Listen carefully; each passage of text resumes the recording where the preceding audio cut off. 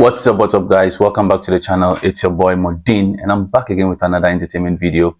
I know it's been a while, but I'm here. There's been a lot of things happening in the entertainment space right off the back of Shatta Wale's amazing performance in Jamaica. A lot of things have been happening. We have some people talking in the industry, predominantly that comment passed by Bulldog. Bulldog actually passed two separate comments. It was one on Shatta Wale, what he thinks overall about Shatta Wale's performance, and also about Black Cedi, former manager of Stonebwoy's appearance in the whole Shatta Wale performance thing, right? That is one aspect. We've also heard about the Ghana Victory concert, which happened yesterday into this morning, and Stonebwoy being sidelined or he being booked and being dropped off. We'll look at some of the things over there, and also the burning of Kantamanto market and the way people are showing up and showing off on all those things. My take on all this topic, we will get into it right now. So if it is something that interests you, stick around and hear what I've got to say. Thank you very much for your support. As always, my name is Modin. Here on this channel, it's always about positivity. I give you just a clear dose of what I think, and if you think you like what I'm sharing out here, you can also share the message so someone else can see. Share the video so someone can see it.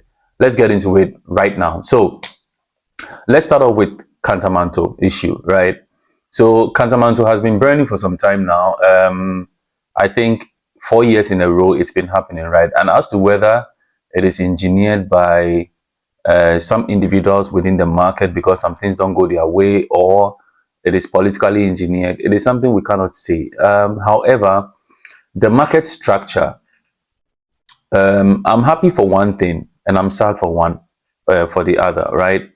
I'm sad for the fact that people's businesses have to be lost in such a way, because this take years, years of trying to build a business, trying to build a customer base, and investing and getting things and selling them. You get it? So when it comes to the point where you have to lose everything just in one night, it's painful, especially being ushered into into a new year where maybe you there are a lot of people who might have used their money to buy a lot of things, just hoping that the new year will come with better promises and they can make their money back and all that stuff.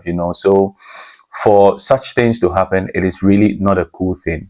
However, I'm happy on one side because there get to be a rebuild, right? Because if you've been to Kantamanto market, you know definitely that the place is not well engineered and suitable for business. You understand? It is what it is, that people go there and they can buy things and all that stuff. But the truth of the matter is that it could be done properly, where we can safeguard the safety of the people who sell there, as well as patrons who go there to patronize from them, right? To patronize them. And so for me, I think that, and we are still making the same mistakes. I see immediately donations going on there, right from Kodia, Wendy Shea, Nana Kwame Bediakon, and anyone who feels that they want to go there, they are going there, they are supporting their numbers, which I understand. It's a good thing. But at the same time, I think we are going about it the wrong way. Now, this is something that shouldn't be brought up immediately, because the money that is coming in can go into to at least calm some nerves. I think the right thing should be a proper seating, so one can look into how many shirts were there in Kantamanto and how they can properly align and build shirts that are economical, that makes sense, that gives a clear pattern of flow with a better electrification system, and also for people to stop cooking there, to have gas cylinders over there and cooking for themselves and all that. So we can plan it properly. Since Kantamanto is going nowhere, it looks like it has now become politics. If Kantamanto goes out of existence right now, people will lose votes. And so we know it's not going anywhere, but we can at least engineer it properly and make it work the best way, so that we can avoid some of these issues. Because trust me, a year by this time, we'll be coming back to the same topic again. Just mark my words. Whatever it is that triggers these type of things, we will come back to it. I'm not prophesying doom, but if we don't do the things well, things like this are bound to happen. That is my take on it. Let me know what you think about this in the comment section below. The next thing I would like to tackle is the Ghana Victory concert. Now, Ghana Victory concert is, from my understanding, is meant to celebrate the win for the NDC presidential candidate, our president-elect, uh, John Mahama, His Excellency John Mahama. Right, I nearly said John Evans Mahama. I just missed that Mills, man. So um, it is not bad to have Stonebwoy on the show and multiple artists, because in the end we are celebrating Ghana. This was like a dominant win for the party then in opposition, now the current government, right? Or soon to be announced the current government tomorrow, right? I understand these dynamics and all that stuff, but it also goes a long way to tell us that as an artist, when you are aligning or association, goodness, I'm not going to correct this one. I'll say state and correct the associating yourself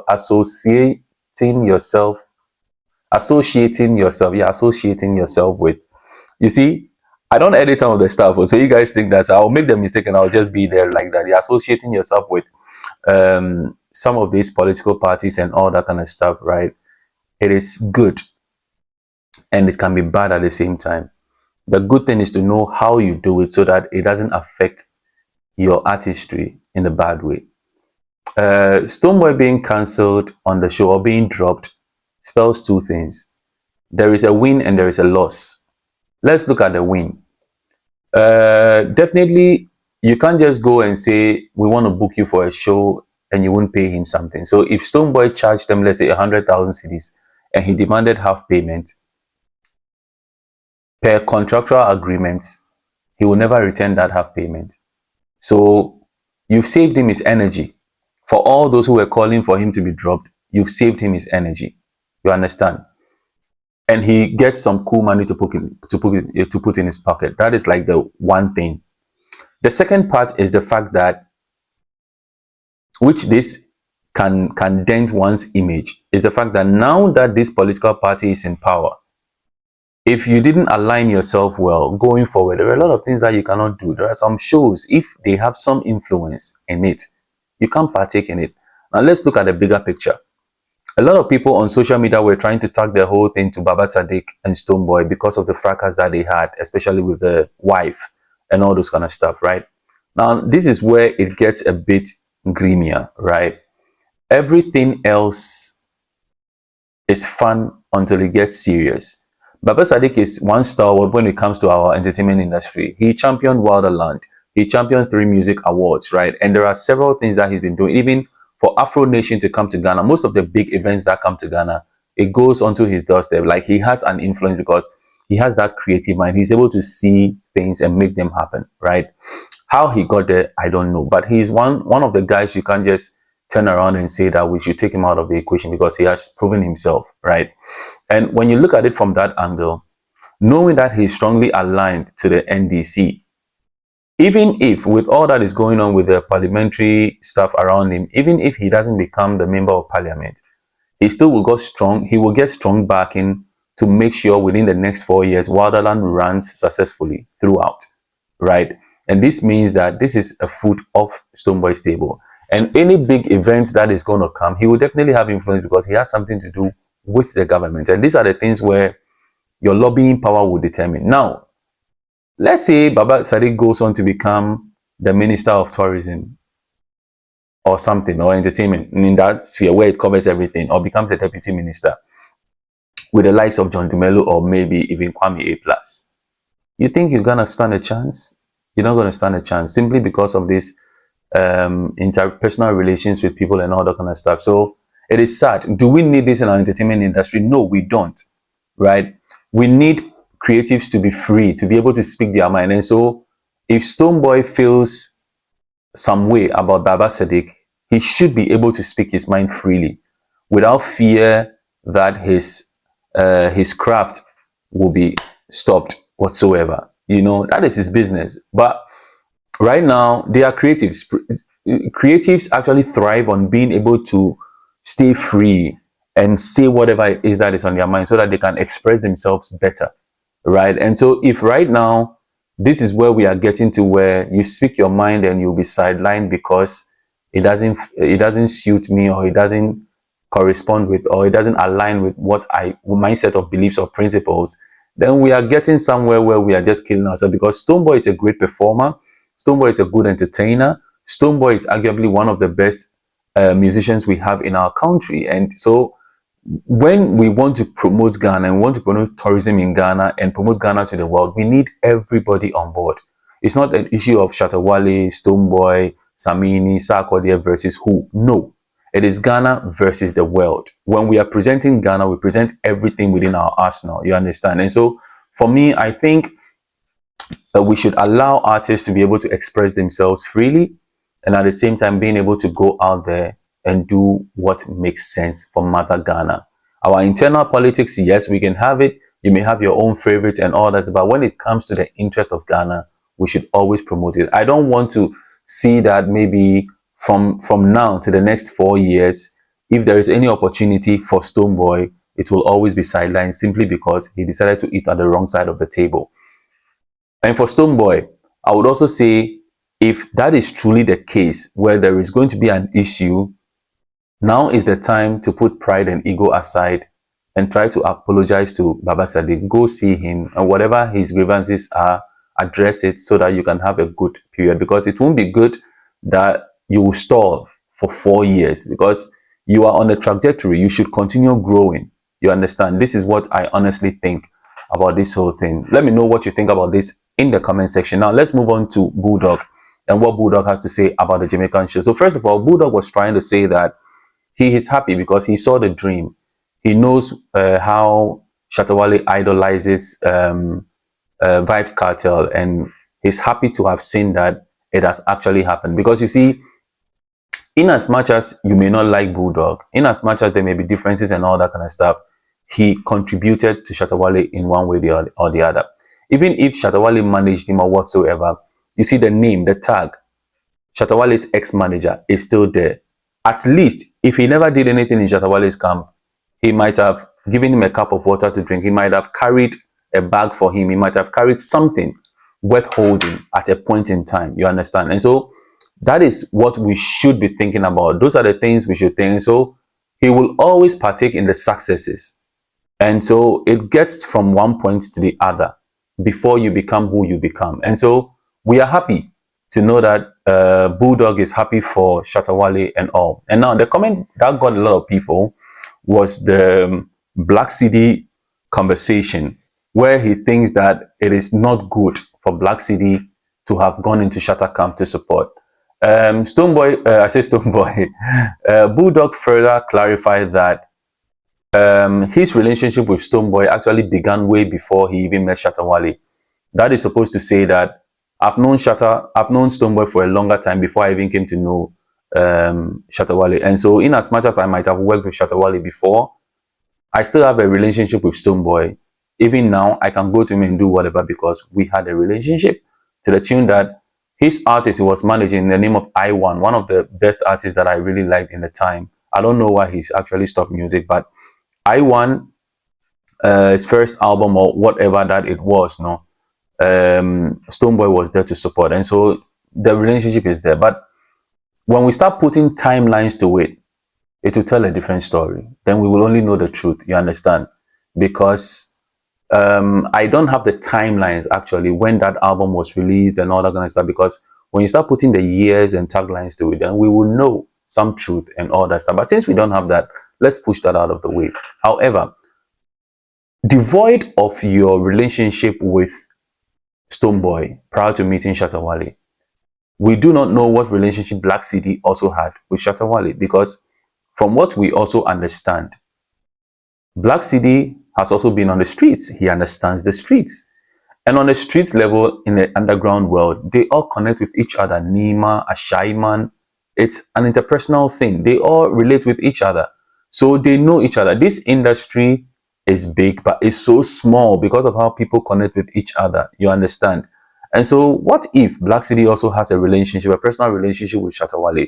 Not forgetting that they also worked with Xylophone together. And so at a point in time, they may have clashed. They may have had something to do. Forget that VGMA thing that went on with the gun and all that kind of stuff. You understand? And I hear rumors, people saying that Black Cedi tried to strangle Stonebwoy while they were in Jamaica one time and all kind of stuff. Yeah.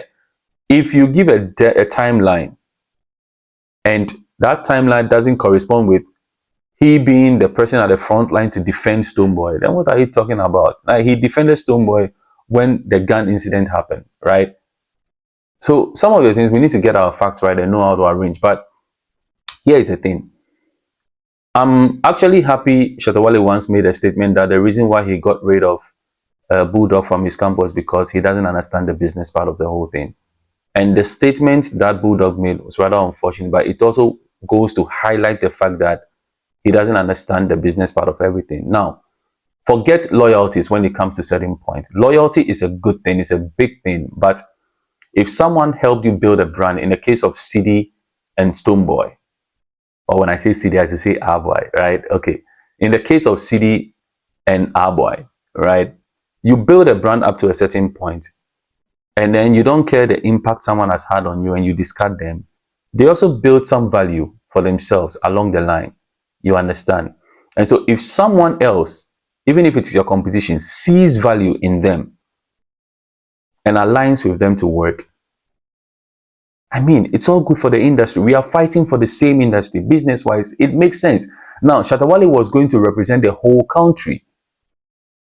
That was the whole thing. Shatawale was going to represent the whole country. And so to go and represent the whole country, you need to present yourself in the best possible light. That is important. And I think that was what Shatawale did, was just pulling together his arsenal, what will help him at the time. And I think it's a good thing. So Bulldog, please come again, or maybe you could throw better light on why you think that is. But I don't think it's a good thing, because if there's an opportunity for Black Cedi to also get something to eat to feed his family, you will say you should take it off the table because of the history with Stonebwoy. Does Stonebwoy feed him? I mean, when it comes to artists, when they work with previous record labels and all that stuff, and they do their paperwork well, even if they stop working, the artist will continue to live off royalties from the music he did in the past with his former record label. Is that the same with managers? Is that the same with managers? If maybe Black Cedi helped record some of the things, carried border and all that kind of stuff, does Black Cedi profit from royalties from Stonebwoy till date? No. So he should be able to take any advantage that comes to him, any opportunity that comes to him at any point in time, because that is what will carry him to the next level. That's my piece. My name is Modine. If you like whatever we've discussed there, let me know what you think about it in the comment section below. And as you always know on this channel, it's always about positivity. If anybody comes to you with a negative vibe, turn around with a smile and say, peace out.